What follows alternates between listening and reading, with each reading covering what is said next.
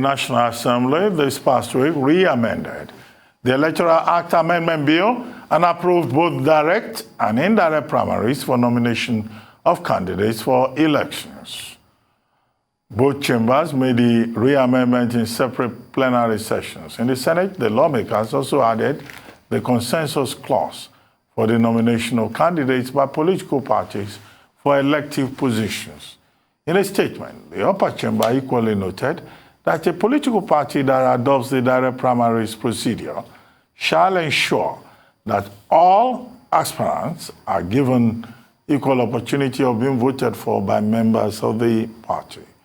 On clause 84, subsection 4, it said that a political party that adopts the system of indirect primaries for the choice of its candidate shall adopt the procedure outlined in the case A of nominations to the position of presidential candidate.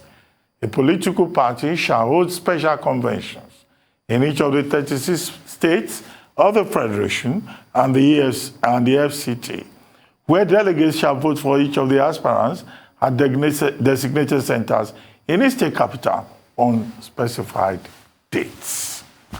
Joining us now to provide some legal insight into this development is Abiodun Jelili Owonikoko, a lawyer and senior advocate of Nigeria. AJ Owonikoko is here. Thank you for joining us and welcome to This Live, the Sunday Talk Show. Good evening, Dr. Abati. It's, as always, a pleasure to join up with you on this your very interesting program. Well, thank you very much. Well, quickly, you recall that before the National Assembly went on recess last year, one of the major unfinished assignments was the Electoral Act Amendment Bill and the request by Nigerians to bring it in line with contemporary realities. But the contentious issue was the issue of direct primaries, which the president of Nigeria said should be expunged before he will grant his veto. Now, this time around, there's some slight difference between the two houses, the red and the blue chamber of the National Assembly, on the question of consensus. Both houses seem to agree, and variation with regard to indirect primaries and with conditions here and there. But the House of Reps is different, and a meeting of the Committee of the Whole has been called. What do you think should be the next step forward, particularly in light of the fact that this is an issue that has generated the interest of strong institutions within the civil society?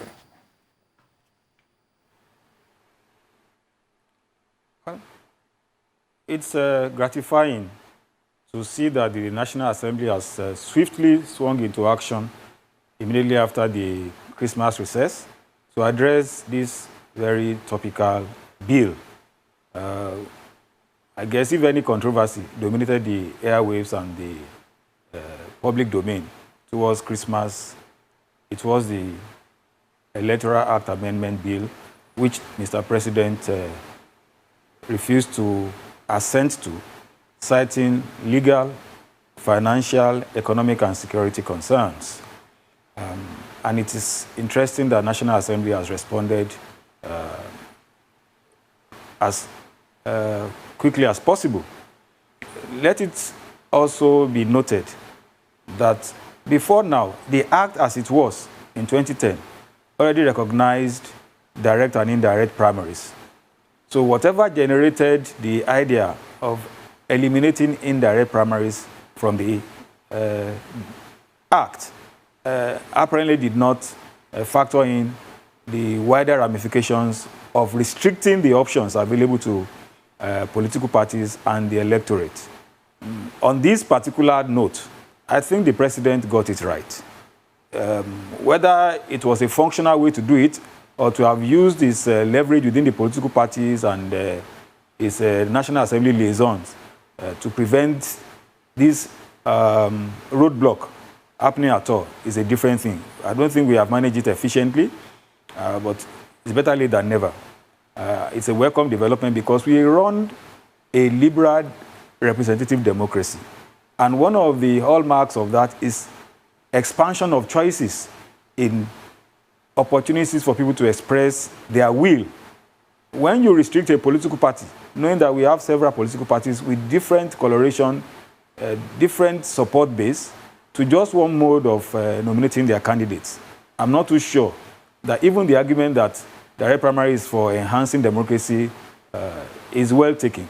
It's better now as it is that parties have choices, and each one will look at his own realities and pick upon the one that suits it. Any political party that wishes to be seen as valuing democracy will think hard before picking a choice that its members do not really subscribe to. If you are in a place or in a state, for instance, where the populace are fairly well mobilized and they want to participate, and you restrict them to delegate system, indirect system, when maybe for House of Assembly or House of Reps that are very localized, I do not see why a political party should not have the option rather than just picking one. They can look at the realities and practicalities and say, for this level of election nomination, we can go with direct primaries. Because one of the things it does is to engage people, to participate more actively in the process leading to the general election. But when you don't do that, you spend more time and energy trying to mobilize for the main election, when only a limited number of people participate in nominating the candidates. So I believe it's a welcome development. But I think if we may just clarify, and maybe I'm wrong, what the National Assembly is saying is that the political parties have the options of direct and indirect primaries, the Senate, that is. But the House of Representatives has added the option of consensus. And members of the Senate are saying that, no, if you add consensus to it, it means that money bags, influential people, those who call themselves the owners of Nigeria, can define that consensus. Because we had a guest on another program, The Morning Show, and we were told that, what the Senate has done is to just adopt lock, stock, and barrel, the recommendation, the provision of the APC Constitution, And the House of Reps is slightly different. The House of Reps is saying, well, the parties can make a choice, but no consensus should be allowed. What is the problem with consensus candidacy? What are the fears being expressed by members of the House of Representatives? I don't have the full text of the amendment as repassed, but if I understand what they mean by consensus, it's a kind of voodoo way of identifying the people's choice. And that has to be delegated to some kind of powerful members of the political party. I'm not sure how democratic that would be. What criteria, what framework are you going to use for consensus? Consensus implies everybody endorses that candidate. Depending on what election you are talking about, it's hard for me to imagine how consensus can be ascertained when you need to probably nominate a governorship candidate in a state with several local governments, with maybe several political wards and polling units. And the process by which you can even ascertain that consensus is going to lead to a lot of obfuscation and confusion. Is another way, in my view, of taking away what you have tried to give by direct and indirect primaries as a way of entrenching democratic process in the electoral primaries of political parties. I'm not too sure what function that will serve, because indirect already implies delegated authority. Those delegates will already be deemed to have gotten the mandate of their local electorate and voters and members. So they carry with them the mandate when they get to the higher level at which a form of electoral college is held. So who will initiate consensus candidates other than probably godfathers, political jobbers, or all sort of unseen hands in the party? I'm not too sure that confusion is helpful in this present circumstance that we have. It's something, is a slippery slope. I don't know how you want to come about a consensus. in electing candidate of a party. The Constitution already, Electoral already provides for where a candidate emerges as the only candidate in a primary. I'm not sure that has been taken away. You have to do a yes or no vote to determine that he has popular support. So if you do that, you are already having form of a modified consensus. Because by nobody else coming up to challenge him, it's already clear that that person enjoys some kind of massive support among active party members. But the law still says you must still subject him some form of validation by a yes or no, like more like a referendum, if you like. Okay, but very quickly, beyond all of these legislative concerns, the big issue is internal democracy in the political parties. You'll recall that after the 2019 general elections, the main message from the chairman of the Independent National Electoral Commission was about the political parties ensuring internal democracy. If you look at the field right now, even with all these controversial issues about the future of Nigeria, and about political aspirants emerging and all of that, do you think that the political parties are paying enough attention to internal democracy, or they are even interested in it at all, or they are simply interested in selfish individual ambitions? Well, you can't have a political party that is democratic if its philosophy itself is not democratic. I can't be too certain now that given the way our parties have emerged, which has been through elite consensus of different hues, you can speak so much of internal democracy. But it's a process that with time, as more and more members of the populace become active in political parties, they will force their views and they force their values on those political parties. In the meantime, we have to probably rely more on statutory regulation and oversight so that people can adjust their habits in line with the law. That's where the issue of how to even nominate comes up. The Constitution itself enforces the requirement that political parties must be democratically organized. And by being democratically organized, they must conduct their affairs through electoral system of determining majority view in their internal affairs and in the general election. I believe that as time goes on, as the parties deepen their structures and they become more focused on delivering on mandates and also being futuristic about where the world is going, where the society is going, taking the pulse of the populace, not necessarily even those who are members of their party. They will see that with time, every party that wants to be enduring must indicate interest in entrenching internal democracy to attract more members. Even those who are not active members, that can rub off on how they are persuaded to support their candidates at election. Yeah. So it's a learning curve. Yeah, if we can move beyond the electoral bill, internal democracy issues, what do you think of all these candidates who have been showing up in the public arena? Because in the last 2 weeks, we've had quite a number on the side of the All Progressives Congress, the Young Progressives People's Party, the African Democratic People's Party Congress, and also the People's Democratic Party. Quite a number of aspirants there, including those who have not even decided on which political parties they will join. What do you think? Is there anybody that catches your fancy that you think Nigerians should focus on? And what should be the criteria for the next president of Nigeria? Well, thank you. As a Nigerian, I would like that we have a broad pool of qualified candidates to choose from. Not being limited to the same names and ideas and processes that we have been used to, because it has not yielded the desired result. So at this time, it's probably too early because until the time for nomination closes, it's probably premature to determine whether the people have given sufficient options. Some are early starters, and they are early quitters. One of the things I know about politics in Nigeria is that it's a very expensive project.